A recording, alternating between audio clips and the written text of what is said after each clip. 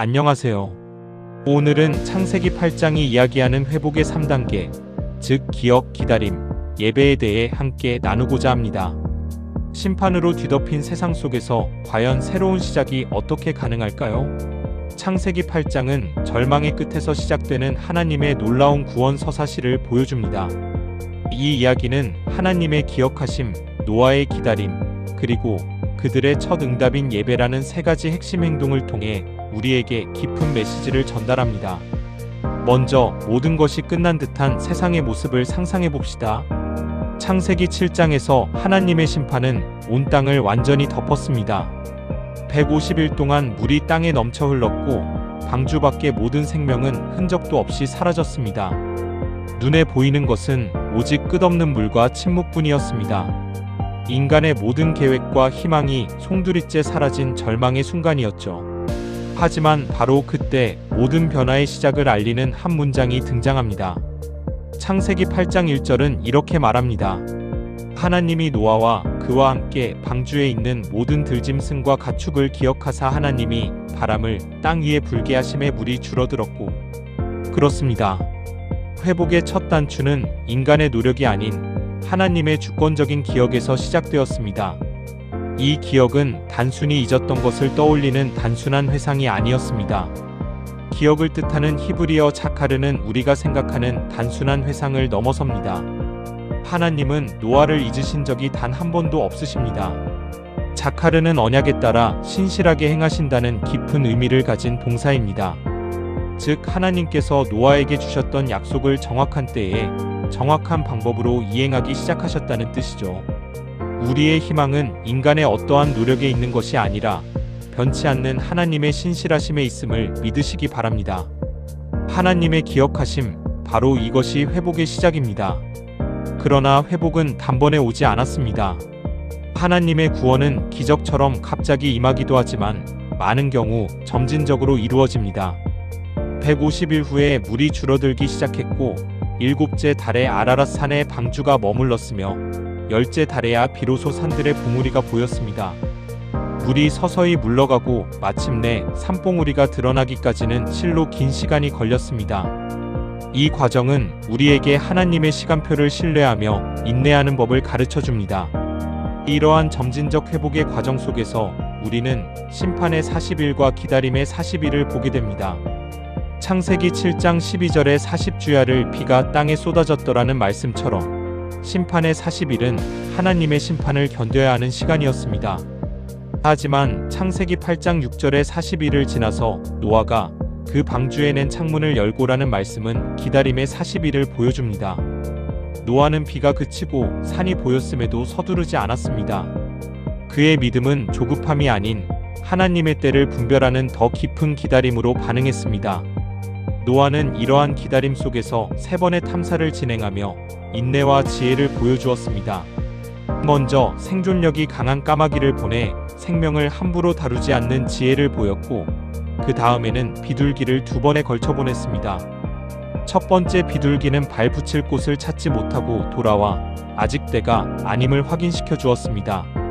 노아는 7일을 기다린 후 다시 비둘기를 보냈고 감람나무 새 잎사귀를 물고 돌아온 비둘기를 통해 회복의 신호를 보았습니다. 그리고 또 7일을 기다린 후 보낸 3번째 비둘기는 마침내 돌아오지 않았습니다. 노아는 자신이 정한 시간이 아니라 반복되는 확인과 7일간의 인내를 통해 하나님의 때를 분별했습니다. 믿음은 이렇게 기다릴 줄 아는 것입니다. 그렇게 기다리던 중 죽음의 땅에서 온 첫 생명의 증거가 노아에게 도착합니다. 바로 비둘기 입에 물려온 감람나무 새 잎사귀였습니다. 창세기 8장 11절은 이 감람나무 새 잎사귀가 단순한 식물이 아니었음을 말해줍니다. 그것은 죽음으로 가득했던 세상에서 새로운 생명이 시작되었음을 알리는 하나님의 신호였으며 심판의 증거만 가득했던 곳에서 날아든 첫 희망의 소식이었습니다. 이처럼 믿음은 단순히 눈에 보이는 정보가 아닌 하나님의 말씀에 대한 온전한 신뢰입니다. 601년 첫째 달 노아는 방주 뚜껑을 열고 땅이 마른 것을 직접 확인했습니다. 모든 정보가 이제 나가도 좋다고 말하는 듯 했지만 그는 움직이지 않았습니다. 노아는 땅이 완전히 마르는 둘째 달 27일까지 거의 2달을 더 기다렸습니다. 보이는 현실이 아니라 오직 하나님의 명령을 기다린 것이죠. 방주 안에서의 총 1년 10일 또는 17일이라는 이 긴 기다림은 믿음이 무엇인지 우리에게 분명히 보여줍니다. 그리고 마침내 오랜 홍수 기간 동안 침묵하시던 하나님께서 다시 말씀하십니다. 심판 이전 창세기 6장 13절에서 노아에게 말씀하셨던 하나님이 이제 새로운 시작을 앞두고 다시 노아에게 음성을 들려주십니다. 이 음성은 깨어졌던 관계의 회복이자 새로운 세상의 시작을 알리는 신호탄이었습니다. 창세기 8장 15-16절에서 하나님은 노아에게 말씀하십니다. 너는 내 아내와 내 아들들과 내 며느리들과 함께 방주에서 나오고 땅을 밟은 후 노아가 가장 먼저 한 일은 무엇이었을까요? 그는 집을 짓거나 농사 계획을 세우거나 생존을 위한 대책을 마련하지 않았습니다. 그가 가장 먼저 한 일은 바로 예배였습니다. 창세기 8장 20절은 노아가 여호와께 제단을 쌓고 번제로 제단에 드렸더니라고 기록합니다. 그 모든 고난과 기다림 끝에 노아가 선택한 첫 행동은 바로 하나님께 감사와 순종의 예배를 드리는 것이었습니다. 노아의 예배의 향기는 하나님께 상달되었고 그 예배를 받으신 하나님은 놀라운 결심을 하십니다. 창세기 8장 21절은 여호와께서 그 향기를 받으시고 그 중심에 이르시되 내가 다시는 사람으로 말미암아 땅을 저주하지 아니하리니 이는 사람의 마음이 계획하는 바가 어려서부터 악함이라고 말씀합니다. 하나님이 다시는 땅을 저주하지 않겠다고 결심하신 이유는 무엇일까요? 인간이 선해졌기 때문이 아닙니다. 오히려 하나님은 사람의 마음이 어려서부터 악하다는 사실을 다시 한번 확인하십니다. 이것이 바로 은혜의 역설입니다. 인간의 변화 때문이 아니라 변함없는 인간의 죄성에도 불구하고 하나님 스스로 은혜로 진노를 거두기로 결심하신 것. 이것이 바로 복음의 핵심입니다. 하나님은 이 놀라운 결심과 함께 일상 속에 숨겨진 약속을 주십니다. 창세기 8장 22절 땅이 있을 동안에는 심음과 거둠과 추위와 더위와 여름과 겨울과 낮과 밤이 쉬지 아니하리라. 우리가 너무나 당연하게 여기는 계절의 순환, 해가 뜨고 지는 일상. 이것은 단순한 자연의 주기가 아닙니다. 죄로 물든 세상을 하나님께서 여전히 은혜로 붙들고 계시다는 조용한 확증입니다. 매일 아침 해가 뜨는 것은 하나님이 여전히 우리를 기억하고 계시다는 신실한 언약의 증거인 것입니다. 사랑하는 성도 여러분, 창세기 8장이 말하는 회복의 3단계는 노아의 이야기일 뿐만 아니라 오늘 절망 속에서 회복을 소망하는 우리 모두의 이야기입니다.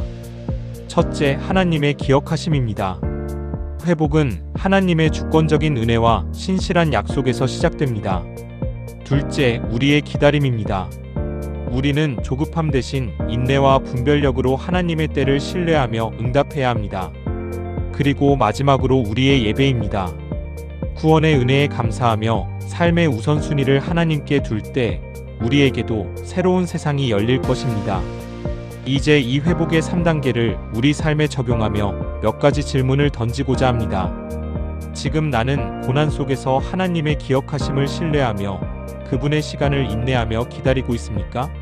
내 삶의 가장 중요한 순간, 나의 첫 반응은 세상적인 계획입니까? 아니면 하나님을 향한 예배입니까? 그리고 매일 반복되는 평범한 일상 속에서 세상을 붙드시는 하나님의 신실한 은혜를 발견하고 감사하고 있습니까? 이러한 질문들이 여러분의 삶에 깊은 묵상이 되기를 바랍니다.